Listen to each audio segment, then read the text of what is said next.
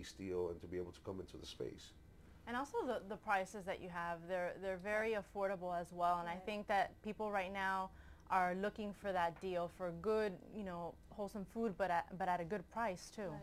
You know what happens, Belkys? I think that in the situation that's going on, a lot of restaurants, they do things where they cut back on the quality, they'll cut back on the portions, they'll increase prices, and customers notice that. Yeah. So what you have to do is you have to stick true to your guns, you have to ride the storm, and you have to show your customers that you're consistent on your product. That you're consistent when sales were good, you're consistent when sales are down, but you're consistent. And customers appreciate that now, because whereas you probably would have gone out to spend, you know, $10 for lunch a year, 2 years ago and not think about it, you think about it nowadays. Exactly. So if you can get good service in a clean environment with a friendly staff, good food, it's a full concept. You're not just selling a salad, you're selling a full experience is what you're doing. So do you think that this would be a good time for other businesses to take that leap and actually for people to start businesses at this point? I think that they need to evaluate their situation, their personal situation. They truly need to be committed. And again, we had no business, you know, experience, and now as entrepreneurs, for the past 5 years, that's what we say, that we only have 5 years under our belt. I have to say that I think that, you know, both of us as owners are very involved. And I think that there needs to be the expectations of a business and maybe taking that leap need to be real in the sense that how much are you willing to put forward? You know, if you are not willing to be there and you're not, you know, you're expecting for things just to happen on its own, realistically in this economy, it's not going to happen. You know, so it's not a 9 to 5. So it's not. At the end of the day, you're not really walking away from your office and leaving all your problems behind and going home to your family. That was easier. You know, we're constantly talking about work, and sometimes we have to say, okay, you know what, half an hour, 45-minute debriefing after work. After that, it's family time, and you have to put that effort. So, would I think that it's a good time, depending on the concept, depending on their personal situations. True. You know, but you have to take a risk in life, you know, and if you're willing to take the risk. There's a lot of opportunity out there at this point. There's a lot of opportunity. Just because the leases especially, it's true. Yeah. Well, thank you so much. Really good advice for anyone who wants to start a business. And, you know, this is important because we live in a city where we've got that economic, that commercial aspect to it, which is really the backbone of the city as well. So we thank you a lot, and we appreciate your business. We love your location. And Giardino Gourmet Salads is located on the 2300 block of Ponce de Leon Boulevard, right on the corner there on Miracle Mile. And you can also visit them online at www.giardinosalads.com. And there's still much more to come on Coral Gables Now. Up next, a busy street that gets you into the heart of downtown Coral Gables is off limits. We'll tell you about this construction alert in City News. Find out what special event is boosting business on Giralda Avenue. Stay tuned, there's more Coral Gables Now coming up.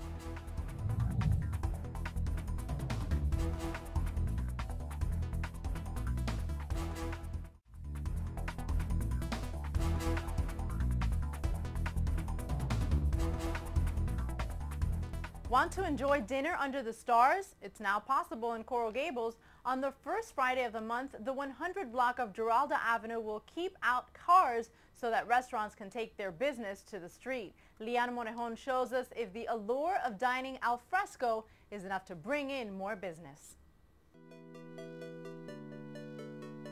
Giralda Avenue is normally a pretty busy street in downtown Coral Gables, but on the first Friday of every month, residents and visitors to Coral Gables can expect something special along Restaurant Row.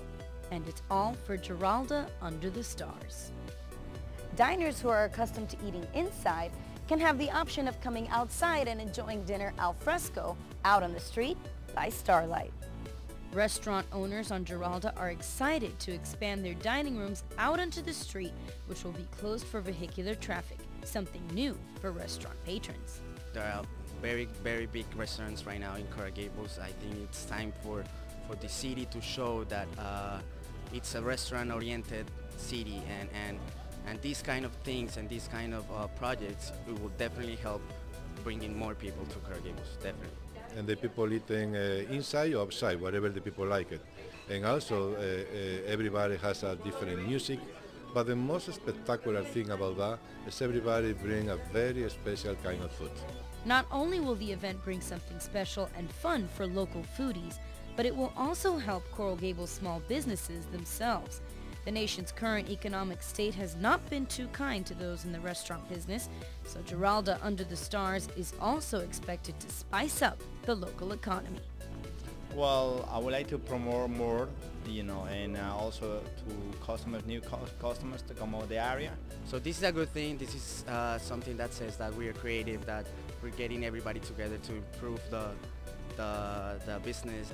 We would like to present the best on Giralda, and also we expect a lot of people is coming to Giralda, and I think everybody is being the best food they have it. If you haven't made your way to Coral Gables' famous Restaurant Row for Giralda Under the Stars, don't worry. The wide variety of cuisines will be served up on the first Friday of the month until May of this year. This event is sure to be a delicious meal that everyone can share. This definitely is going to help us to show the city that it will bring more business to everybody and it will help everybody. All right, thanks, Leanne. And to get a list of participating restaurants, you can go to www.shopcoralgables.com. Traffic is about to get smoother on Segovia Street and Biltmore Way. I'll tell you why on City News. There's a new face in Coral Gables, why residents should get to know the city's new Economic Sustainability Director. We'll be right back.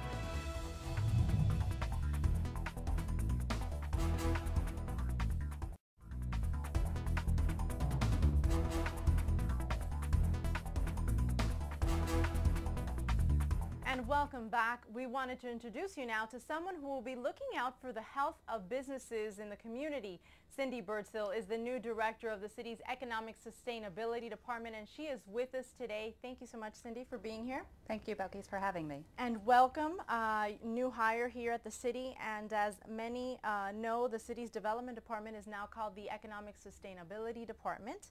Although Cynthia is still analyzing how the department works and just getting her bearings here, we still wanted to bring her on the show because we thought it was important to have her. She's definitely going to be out and about in the community. So first off, I just want if you could just give us a little bit of background on you, where you came from. Tell me about that. Well, my background is mostly as a commercial real estate lawyer. Okay. I've had the opportunity to work in Coral Gables before.